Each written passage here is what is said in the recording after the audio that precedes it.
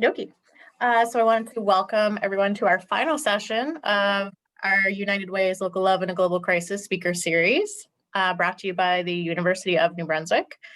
Today we'll be discussing how to stay home when you're homeless during a pandemic. Just a couple housekeeping notes. If you're not speaking, please keep your mic muted.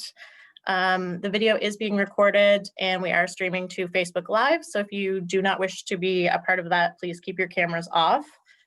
Any verbal questions can be asked at the end of the session, or you can just put them in the chat and we'll make sure those get answered at the end of the session. I would also like to start with acknowledging the space where we are in and the land we are on in this beautiful region that we live in and get to call home. We are located along the beautiful banks of the Woolstook River, the unceded and unsurrendered Mi'kmaq and Woolstook-Way territory, signatories to the peace and friendship treaties, and members to the Wabanaki Confederacy. With that, I would like to recognize and welcome everyone who's on the line today, whether you're on Facebook or you're here or you're watching this recording after. UNB is proud to partner with United Way to present this series, and as well as partner with our other community organizations who are continuing to adapt during these times to ensure our families, friends, and neighbors continue to have access to the support they need. We'd also like to thank today's session sponsors, RJ Bartlett Engineering and TD Bank. With that, I will now pass it over to our moderator, Roxana Atkinson. Hi, everyone. Thank you all for joining. It's great to see everyone on the Zoom call. And we're excited to host these sessions. We're also really excited that we'll be able to record them and share them with people afterwards. And for the whole new year, I know we're all gearing up to kind of, this year has been very difficult and challenging, and this topic is especially important to us here at United Way, homelessness and housing. And so I'm very excited to introduce our guest speakers today. We've got Shelby and Markel. So I'm going to do a little bio, a little introduction of each of them, and then they'll give a little more information of where they're working and the work they're doing, and we'll jump right into questions. And if at any time any of our audience members have a question, please feel free to write it in the chat box, and we'll get to them as soon as we can. All right, so let's jump in. So welcome, Markel. Markel Kulum works as a community developer for Horizon Health Network in population health, where she focuses on issues related to social determinants of health and health inequities in the Greater Fredericton area. She is also the vice chair of the Fredericton Affordable Housing Committee for the City of Fredericton and a member of the board of directors for both the Fredericton Homeless Shelters and the Fredericton Community Foundation. Welcome, Markel. Thanks, Roxana. No problem. And we've got Shelby McIntyre, who grew up in St. Andrews and moved to Fredericton in 2013 to begin university. She graduated with her BA in 2017, and in the same year, she started working at John Howard Society as an outreach worker and is still there today. Shelby's role as an outreach worker sees her out in the community and connecting with individuals who are sleeping rough in order to best serve them. In addition, she works on call at Marshall House if overnight staff need any assistance or need to isolate someone who is symptomatic. They all call Shelby. So welcome, Shelby. Thank you for joining. Thank you. Wonderful. So let's jump right into a little introduction about where you're working, and then we'll get to the questions. Why don't you start, Markel? Sure. So as Roxana said, I work in this small little department within a massive health authority. So I work in population health within Horizon Health Network, which is one of 2 regional health authorities in the province. And I'm focused in Fredericton, in the Greater Fredericton area, and I have been based out of the Fredericton Downtown Community Health Center, which is a multidisciplinary community health center that provides primary health care service and outreach services to lots of citizens of Fredericton, but with a special focus on people who have been made especially vulnerable in Fredericton. So people who are experiencing housing insecurity. Our street involves people living in poverty, newcomers to Fredericton, seniors. So they do lots of stuff here, and I'm happy to have been embedded within that team and have learned a lot in the last 3.5 years on issues related to homelessness and affordable housing. Wonderful, thank you. How about you, Shelby? Tell us a little bit about John Howard Society. So, the John Howard Society, we have quite a few different programs running out of the John Howard Society. So we do have intensive case management where there are 4 case managers who take on a group of people who need assistance in maintaining housing or just getting housing in the first place. And then there's outreach, which is my position, and I go out into the community and I go and try and find some homeless folks who might never have been connected to services before. And then there is different programs like the Workplace Essential Skills program, which operates out of our building, and we have the GED program, intimate partner violence, anger management, but like the core programming is preventing homelessness and working with the homeless population. Thank you. Well, it's great to have you guys. So my first question is, how did the early days of COVID-19 impact your clients' well-being and your ability to support them as a community service? Markel? Yeah, that's a really complicated one. And so I think initially we think about people who have been using lots of creative ways to self-resolve, especially people who have really vulnerable housing or no housing at all. So the public spaces that people normally could access became really closed off, like physically entirely to people. So there was a really limited and sometimes no access to getting out of the extreme heat and now getting out of the extreme cold. There was very little or no access to public washrooms.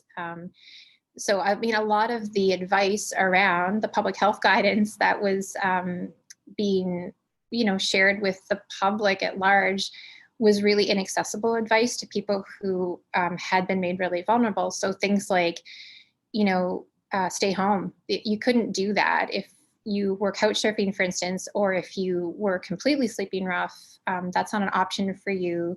Washing hands frequently, not an option for you if you don't have access to a washroom. So like really basic things around preventative public health practice and personal hygiene, just not possible, I guess, beyond the other considerations for people who, have nowhere to go, especially in some of those like extreme weather events. Like the summer was incredibly hot, and when you can't get any relief even from the heat or access to water, it's really hard to think about, trying to avoid transmission of a virus. Like you have other more pressing health concerns, I think. Absolutely. How about you, Shelby? I think Markel hit the nail on the head, but there's been so many, like she said, pressing health issues that they've been trying to avoid just on their day-to-day existence. And then in addition, this virus has come along and has complicated everything because all the things that they have historically used to keep themselves healthy are now no longer accessible. And so there are the bathrooms downtown that you can't go into anymore. A lot of gas stations or coffee shops won't let you use their bathrooms. In the beginning of COVID, before COVID, I guess coffee shops were very common for folks to buy a coffee, and then they would get that hour or whatever of either air conditioning or heat. And that was out the window when all of the coffee shops turned into drive-throughs only. The library wasn't able to have any folks stay there long term. So that was a huge implication of the virus itself, and the fact that they weren't able to get access to the bathrooms or water or washing their hands. Like she said, the masks have become more common, but at a time there wasn't a whole lot of access to masks. It has been an uphill climb, I feel. there's also been quite a bit of isolation, especially because the shelters have been, their capacity has been lowered, and so more people, I think, are outside. And I think that a lot of people who at one point could have accessed a shelter can no longer access a shelter because the capacities have all lowered. I think they're climbing back up again, but it's been pretty isolating, I think. Absolutely. And so this goes into the second question quite well. So what vulnerabilities were exposed around the available supports? You mentioned quite a few. But so what vulnerabilities were exposed around the available supports for homeless and those experiencing housing instability during the initial stages of the pandemic? Yeah, I think to build on that, people who may have been, so of course, for people who are completely unhoused, access to their normal services were incredibly limited. And that because, and I think we have to remember too, that places like the public library and places like even coffee shops and the Fredericton Downtown Community Health Center, they're physical locations where people can like physically be and, you know, be out of weather or, but they're also places where you can start to build trust with people who have been like very legitimately distrustful of institutions and healthcare systems and anyway. So sometimes when you lose access to those places and the opportunity to get to know people and have people, you know, develop relationships with different, even thinking about things that were promoted early and continue to be promoted throughout the pandemic around like virtual appointments.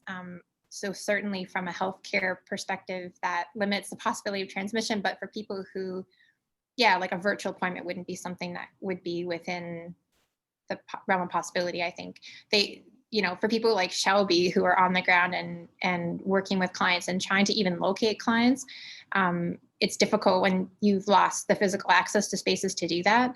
And then, you know, there's a number of factors this summer that led to people being quite dispersed throughout the city and onto the outskirts of the city, or people who had been rough sleeping or in locations that, you know, maybe people hadn't seen homeless people residing before. And it, again, just speaks to the pressure that was put on that population where people had very few options left or no options left. Yeah. Yeah, absolutely. Thank you, Markel. Shelby, did you want to add to that? Yes. Again, that was very, very well said. There have been the core places like the library and King's Place that you would typically see quite a large population are no longer accessible, and so that does create kind of a group of more visible homelessness, because those places you can't access them anymore, and so they are being pushed more and more further to the outskirts of the city. We saw it over the summer. There was no tent city this year, like there has been in previous years because of that. And going out to find these guys, it got to the point where if we were to go several times a week, people would be in different places every single time we went.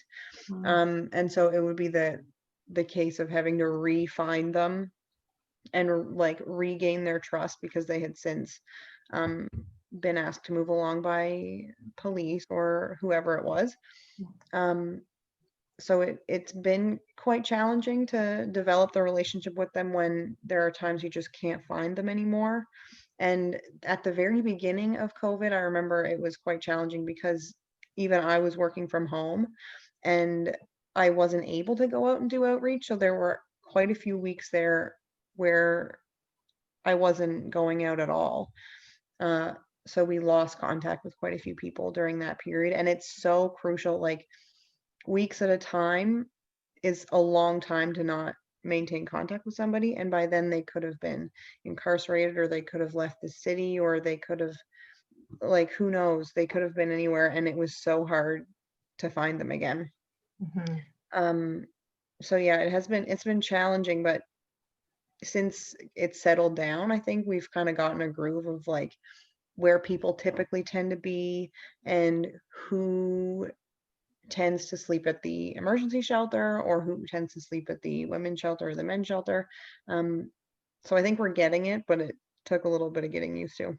Mhm. Yeah, I wanted to add to that. I was walking at the Nashwauk River, and I saw a lot of homeless people around the riverbanks around that time. And my one thought was how far away they were from any services and supports, just living very rough out by the river, and it was very, very hard to see. So absolutely, yeah. Yeah. And it was, and a lot of these guys really don't have great mobility. Like their health is not fabulous and their physical abilities aren't really up to par. So the trek to get into like get your medication or to see your appointments or whatever is really, it can be quite far, Mhm. Absolutely. especially crossing the bridges and stuff. Yeah, and I just wanted to add to what Shelby said too. It reminded me, we noticed, the increase in the need for better and more visible like harm reduction strategies in Fredericton became really apparent.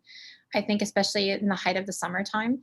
So making sure that people had better access to sharp disposal containers that were like publicly accessible and not tied to a public washroom, for instance, that was locked now during the day, or within the public library that people could no longer access. And then similarly, having access to clean supplies too was really important. And AIDS New Brunswick launched a mobile harm reduction service this summer, which was excellent. And they've been doing really good work to make sure that people are staying connected. And it also reminded me that in other cities that maybe have a larger population of people who are rough sleeping at any one time, I was thinking of Toronto specifically, but they developed like very specific public health guidelines around how to best manage encampments. And essentially the takeaway advice was like, don't displace people, because when you're thinking about a viral transmit or a community transmission scenario in which you need to be able to find people and access people, and people have to have easy access to washrooms and water and services. So that was sort of the best practice, I think. And we were seeing the result of, criminalizing, for lack of a better word, people who were rough sleeping this summer, and what that turned into, like an unintended probably consequence of that approach. Absolutely, yeah. So how have you and those you support, how have they been adapting to our new normal, and what innovations have been developed and what is still challenging? A lot of questions in that. So really, how have you adapted? How have you pivoted to provide innovative solutions? So Shelby, do you want to go first this time? Yeah, sure. So it's been a mix of us adapting and barriers kind of softening. But there have been quite a few at the very beginning of things. It was so challenging to communicate with the clients. And I know especially for the intensive case managers at John Howard, they could only communicate over the phone, and there aren't very many clients that they had access to phones. And a huge part of their job is food security, and so they would be able to take their clients to like the food bank or grocery stores or wherever they needed to go. And that service wasn't available anymore because we couldn't have anybody else in our cars with us. And so then came the need for bus tickets, and then the buses didn't operate at full capacity. So then oftentimes they couldn't get bus rides out to places that they needed to go. So it was just a domino effect with like a roadblock after roadblock. And at the beginning again, we've had to kind of adjust how we interact with our clients, because we aren't able to have any clients in our building, or we can have one client at a time now, but we weren't able to have any clients in our building out at any given time. And so we had to meet with them out in the parking lot, or where we would typically be able to take them to Tim Hortons or wherever. We weren't able to do that anymore. So we had to kind of makeshift an office outside. And the folks that were sleeping rough, who were far out of town again, often weren't able to make their appointments. So it's been a lot of meeting halfway. They come to us kind of, which isn't necessarily how we like to operate, but it's been working so far. And I know that for my job, it's been a lot of me going out to find folks because they've been dispersed and displaced so many times.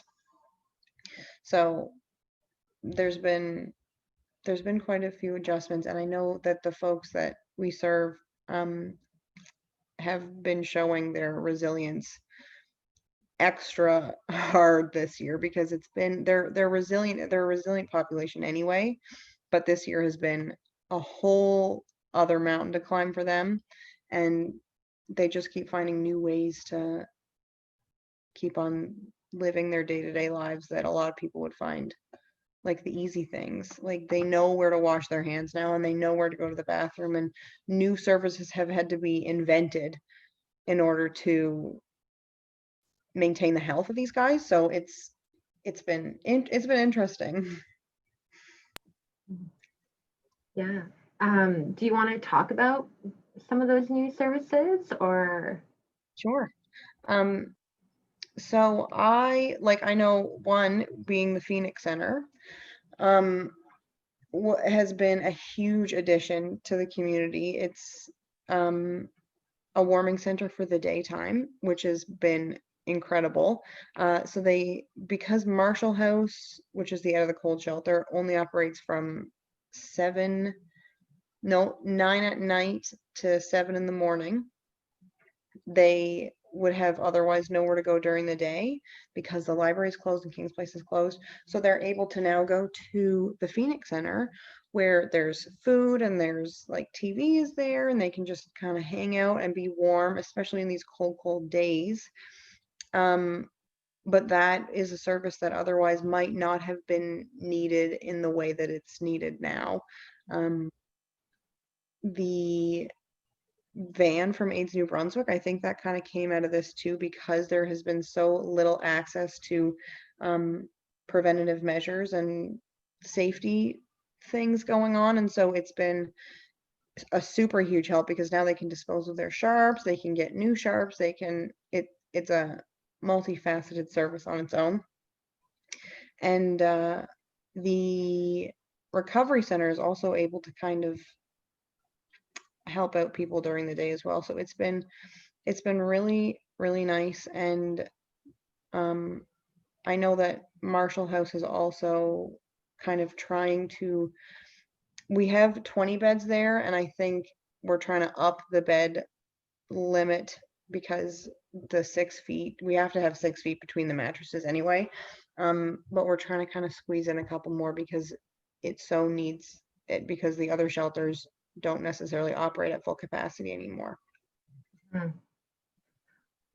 Thank you, Shelby. That's a great list you've provided. Markel, I see you nodding, and you're probably eager to jump in as well. So what sorts of innovations have been developed that you might be able to add on to that list, and what is still challenging? Yeah, I was just thinking from like a policy lens. It's been interesting there's been some advantages, I would say, in terms of like the speed at which policy is being developed, especially from a harm reduction lens. I think the COVID-19 pandemic has really, it's almost made it easier for people who may not have understood the ins and outs of what harm reduction looks like. It's just a lot more practical to understand when you're trying to, because what you're literally just trying to, make a hierarchy of priorities and risks and figure out what you can do to minimize like the highest ones. So in this scenario, so I've seen, we had been working on a joint project with the city of Fredericton and public health to install more sharp containers around the city. And the pandemic really kind of, pushed that forward. So we just got the containers, they're being put up like as we speak. So that was something that I got yeah, a great practice that just took a bit of like this really got it going. And then thinking about, we've been trying to develop like logistical plans for shelters in the event of a COVID outbreak. And even that has really encouraged a lot of groups to work collaboratively around solutions in a practical and realistic way, because it's not the same as, you know, an outbreak in a long-term care facility or an adult residential facility. This is totally different. And it really involves like working with the staff on the ground and making sure that, yeah, so I've seen a lot of really great partnerships being developed just through some of that work.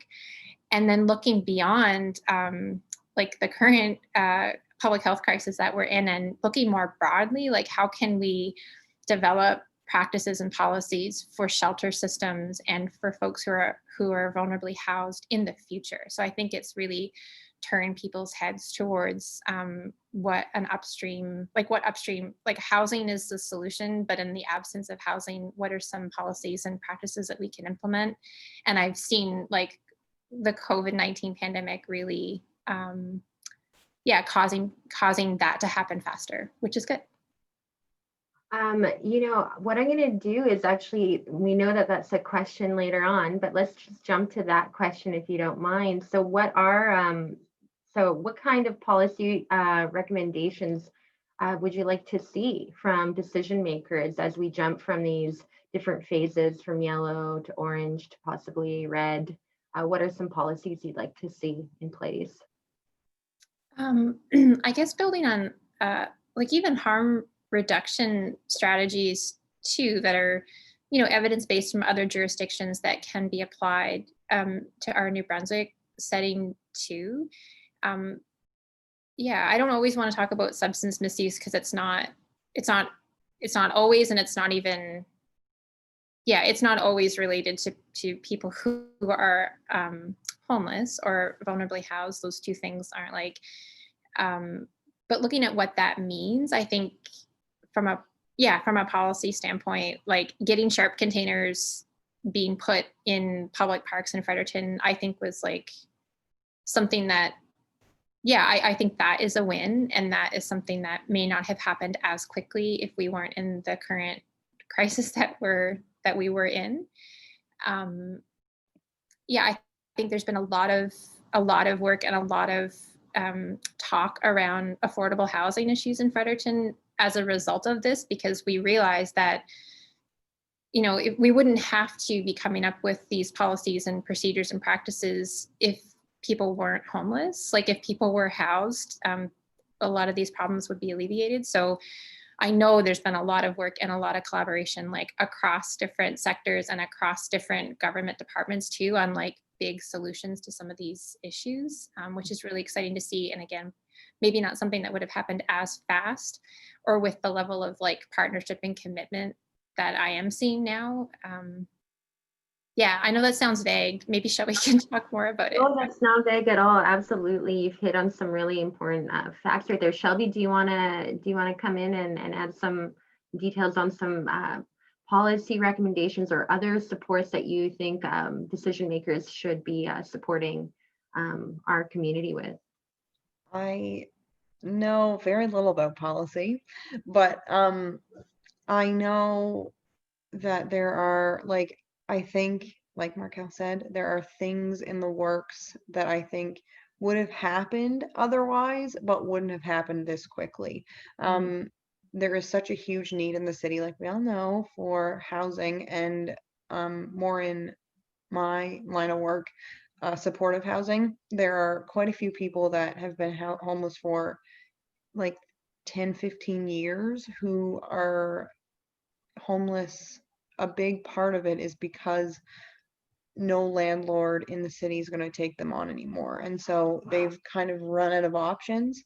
So we need a big part of it is we need a landlord to kind of step up and provide supportive housing for these guys, because they need something bigger, and they need more support and more integrative services that could all be provided to them for housing, because it is like when people are housed for the first time, they need so much support because it could be the first time they've ever experienced any kind of landlord rules or like the Tenancy Act or anything like that, any sort of responsibilities, or at least a long time. So it takes quite a bit of adjustment. So the supportive housing, I think, is so key, and peer supportive housing as well. So housing with supports coming from other folks who have lived through this system already. It would be it's really important to see landlords get on board, because so much of it is because bridges have been burned and they just have purely no other option anymore, and they just need that support. But again, I know that that's the solution, but we need to find other solutions in the meantime, because really there's not a whole lot. There's stuff in the making, and there's little bits and pieces falling into place, but there's really, if I were to go out right now and talk to some folks who are homeless and they just say, I need a place to live, I have very little to offer them. And because Shelby makes that's exactly it. And I hear a lot sometimes around, people who are homeless in Fredericton who are unhousable, which is like a really unfortunate term. And again, in a city of 60,000 people, it's a very solvable problem, which is really inspiring to work on, because it's not like anything you do is like a drop in the bucket. It's like very impactful, even like a small, and it's not that people are unhousable, it's that there are no currently available supports to allow those people to be successful in housing. So it's like a system failure. It's not an individual failing like on behalf of the person themselves. And I think the more we can remember that, the easier it is to work on solutions, because it's not that, anyway, yeah. And I will give like a shout out to the city of Fredericton. Our affordable housing committee has done quite a bit of work in the last year. Again, I think the impetus of the current pandemic has really, so the city of Fredericton did commit in their 2021 budget to funding a housing needs assessment in Fredericton, which is a really big step and something that we had been wanting to happen for a long time. And we're also looking at trying to change some municipal planning and zoning issues around single room occupancy. So that would be like, what you may understand is like a rooming house or a boarding house. Just looking at how that form of housing could be better integrated and made, normalized within the city in like an above board way. So those are two like key policy things that I think have happened recently that could impact the overall system. Yeah, that's really great. Thank you, Markel and Shelby, for that. There's one question we missed, but we've talked, it's been running through all of these questions, but what further actions need to be taken to support individuals facing chronic and episodic homelessness at this time? I'm not sure if you had, I know we've touched on a lot, so I don't know if you have any other ones you want to include there. And Markel said something that reminded me, that in like with Housing First, with like from John Howard and the Housing First perspective, the whole idea of it is that nobody is unhousable, and you have to house them first, and then you can work on their further struggles that they have, like if it's mental health or if it's addictions or if it's trauma. It could be a whole slew of things, but if you house them first, then the rest you can work on, meaning nobody is considered to be unhousable. But I really think that in this city, with where we're at, some people are unhousable just because the availability isn't there. And I know I hate thinking about that, and I hate the idea that people actually are unhousable, because I've been working there for 3.5 years thinking that nobody's unhousable. But currently, with the housing inventory, there are people who are unhousable, and that's kind of the bottom line. So we do need a larger inventory. And the rooming house situation, there are quite a few rooming houses in the city that could be considered unsafe. But I think that if we were to kind of rebuild and rebrand what a rooming house looked like in the city, the homeless community would kind of gather together and support one another, because they've been living rough with these people for so long that it would be nearly impossible to separate them all now. And so they're their support system, and putting them in their own apartments just might not work for some of them. And so the rooming house with like your own room, your own space, and then maybe a shared kitchen and bathroom, maybe, or your own bathroom, I think that would be a really supportive environment, and not necessarily detrimental, as I think we've been seeing, because we have been seeing quite a few rooming houses that aren't necessarily the safest places to live. Yeah, really, really good points. So I wanted to ask, with this uncertain future ahead, what steps can the broader community take to support those who are experiencing homelessness and housing insecurity? So what would you say to our Fredericton community, to your neighbors, to your friends? What can we do to help? What's interesting is that I think that the city of Fredericton and the people who live in Fredericton are incredibly supportive and actually understand the root causes of these issues better than we give people credit for sometimes. And I think a lot of people would tell you that it's a priority for them.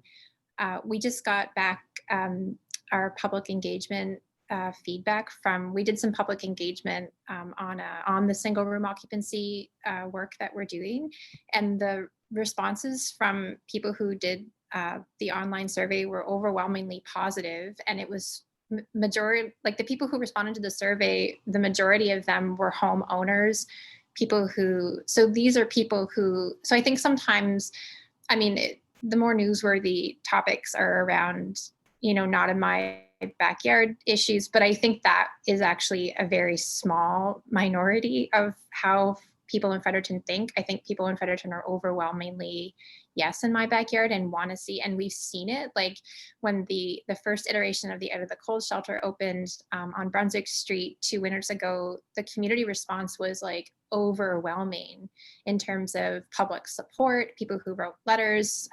We did a lot of door-to-door, like knocking, and in the days where you could do that, and dropping letters off, and the response was so overwhelmingly positive. And then just the sheer volume of like the donations that came in by way of like food and clothes. And so I think if we could channel that support into advocating for better policies around affordable housing, and best practice around homelessness, because I know it's there, like there's just, yeah, we have the support in Fredericton, I think. So yeah, write to your city councilor and write to your MLA and talk to your political representatives, because I know that it's a priority for people in Fredericton. And the more that is vocalized, I think the more obvious that will become. Absolutely. Yeah, Shelby, did you want to add anything around what kind of advice you would give to your friends, your family, our community? Really, like through the last like 3.5 years of working with the homeless population in the city, they are like some of the best people I know. And at the bottom line is they just really need to know that we care about them. So much comes out of just having a conversation with them, get to know, what they like, a coffee, whatever, like, and the general support that we can give them would probably, in the end of it all, make a whole lot easier for them to integrate back into housing situations or whatever, like wherever they end up. So I really think that just kind of gathering together, and again, like the support that we've received from Marshall House is insane, like the donations and like letters and gifts and everything. And people are calling all the time asking if we need anything, or if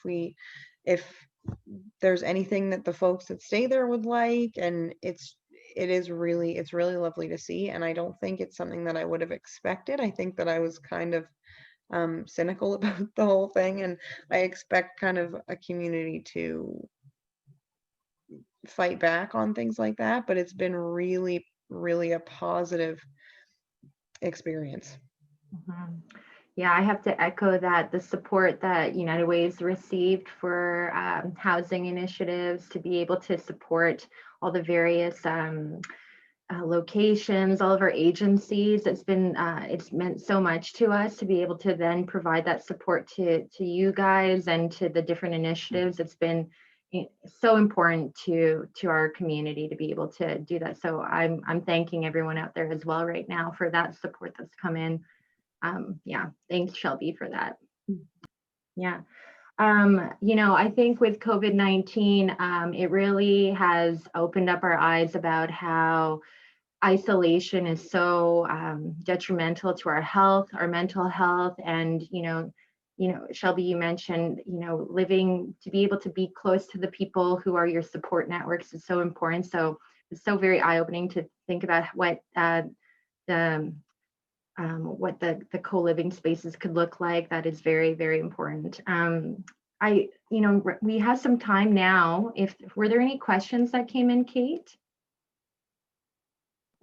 There were no questions. I'm very surprised. But is there any, maybe if Shelby could just quickly chat or just maybe name off the different places she's mentioned, the Phoenix Warming, this Phoenix Center and things like that, or where there was a list of those spots, if people were wondering how they could help, or if they know someone that maybe could use those services. If there's a list somewhere. There's like, let's see here, there's the Phoenix Center, which is on the Woodstock Road, the Recovery Center, which is just right downtown across from the clinic itself, and the John Howard Society, of course. They give them a call anytime, see if there's anything that we could need for donations or any kind of support at all. Marshall House as well. I don't know if we can take on any clothing donations at Marshall House because of COVID. And then there's Grace House and the men's shelter. What else? We've got youth in transition as well. In transition, right? Lane, yep. I'm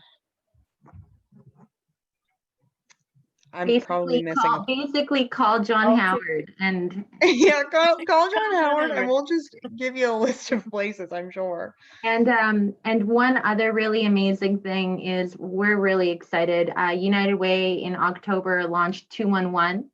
So like 911, where you would call for emergency support, and 811 for health, we've got 211 now. So we're super excited. If you or someone needs help accessing a service or needs just some information, we've got community navigators who are ready to take your call right away, and you're instantly talking to another person about whatever support you might need in your life, and they'll be able to navigate you to the different housing supports that are available there as well. So we're super excited about that. Is that at 24 hours? It is 24 hours, yep. 7 days a week at any time. So we are super fortunate to join the provinces that now have that service. United Way is very excited. Thank you. Yeah. We just want to mention Misty was just chatting about something that's overlooked in our community often is youth homelessness. So she was just mentioning Youth and Transition House and Crystal's house. I don't know if either of you want to chat about youth homelessness. I don't know if either of you have a wealth of experience in that. I'm not sure. Yeah, and Misty, feel free to join in as well on the call. You're here as well.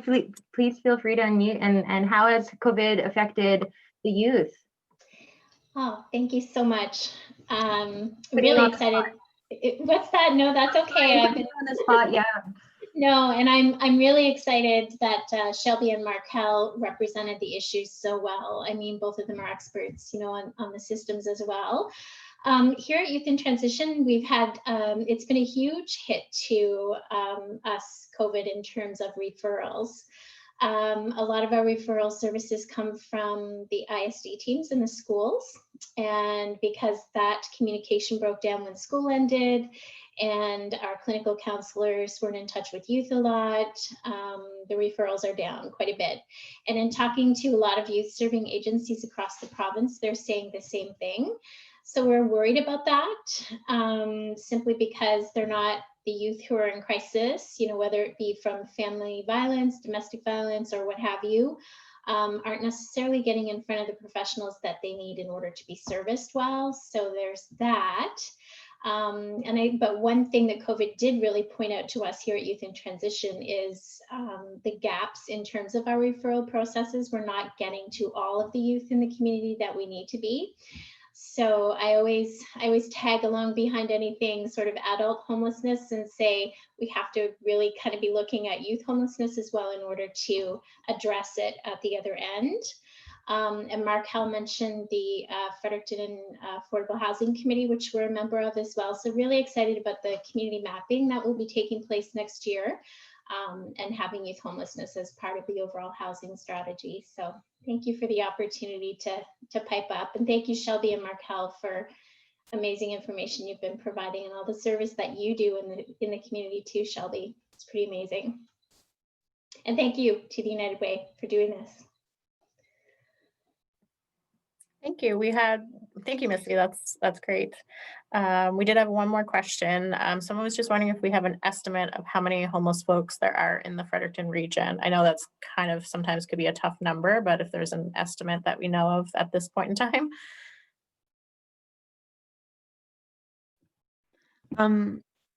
That's kind of what I'm trying to figure out for my job. So every couple of weeks I'll go out and I'll go out several times a week, but I'll try to do kind of a mini point in time count, and try to go to as many of the common places that people tend to camp. And so I would say, just strictly sleeping outside, there are like the men's shelter, the women's shelter, and Marshall House that house folks, but the folks that sleep outside and they don't access any of those services, I would say it's anywhere between 20 and 30, 15 to 25 maybe. It's anywhere, and it changes. I would say it probably changes every single night, but it's like, I would say final answer 20 to 30. Yeah, and just to add to what Shelby said, and it's so good that Shelby and the outreach team do that point and count, like informal point in time count, every week, more or less. So now we do have, as part of like the federal homelessness strategy, Reaching Home, they've really been wanting to and telling communities that receive federal funding that they coordinated access system is where they're going. And there's a national database now that you can input homelessness data and track homelessness. And we now have a dedicated person in Fredericton. Her name's Caroline Ward, and she manages what's called the by names list, which is like your documentation, I would say, around, and probably a month ago, she had, 120 folks who were currently on what's called a by names list. So, and that would include anybody who is homeless and staying at the shelter. That would include people who are rough sleeping, and that would try to at least capture, because then there's like the invisible homelessness too, of people who couch surf or people who are, precariously housed, which has increased during COVID-19. People not comfortable having that informal kind of like couch surfing relationship. So yeah, about a month ago, there was around 120 people who had been documented anyway in Fredericton as experiencing homelessness. A lot. It's a lot for our small community, Are there any other questions, Kate? Nope, those were the only ones. Okay. I have a quick question. There's various levels of support that can be provided, and the ultimate goal, of course, is to be able to house someone. But in like the emergency response, where people are thinking, should I be giving socks and sleeping bags and those survival kits? Can you talk about like the importance of at that, level two, like the ultimate is housing, but there is still a need for that emergency response. And it's not like our ideal. We don't want people living rough, right? And sleeping rough, but why is it that those kind of supports and resources are still needed, even though our goal would be to have them sheltered and have a home?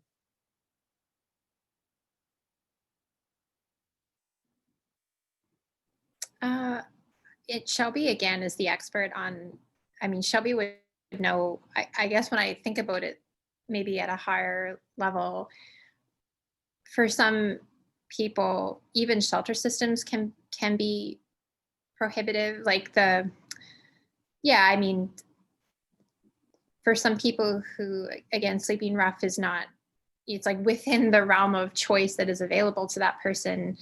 But yeah, not everybody would feel comfortable in a shelter setting, would do well in a shelter setting.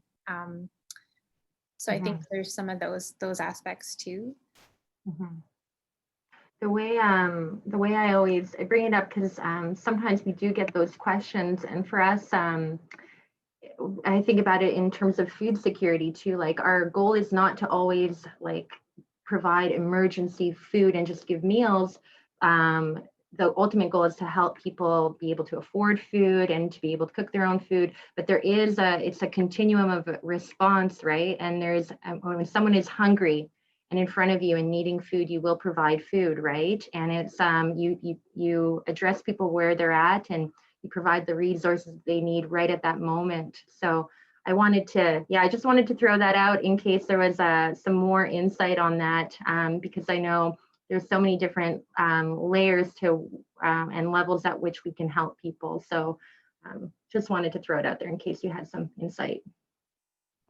And I do think there is there's quite a large value on the Band-Aid solution. Like we're not in a place right now where we can house everybody and everybody can afford food, but like we'll do what we can in the meantime to help get them there. So I do think that the value of just like making sure they don't get frostbite or get dehydrated or make sure that they're living as comfortably as they can in the situation that they're in until they get more permanent solutions in place. Absolutely, helping them when they present themselves with those needs, for sure. Absolutely. Yeah, thank you so much, Shelby. Thank you, Markel. You guys are just so wonderful, and I love chatting with you today, and we love supporting you. And it's thank you again from all of United Way. Thank you so much. It was a lot of fun. Yeah. Kate, do you want to take it away and give some updates of where people can find this information if they want to access it at a later date? Sure. So I'll just say a quick thank you to Shelby and Markel again for joining us today, for University of New Brunswick for sponsoring our entire series. This is our last one. And they've been amazing. You can check out all of our recordings on our website and just under our work. And it's just called Local Love in a Global I just said the wrong thing.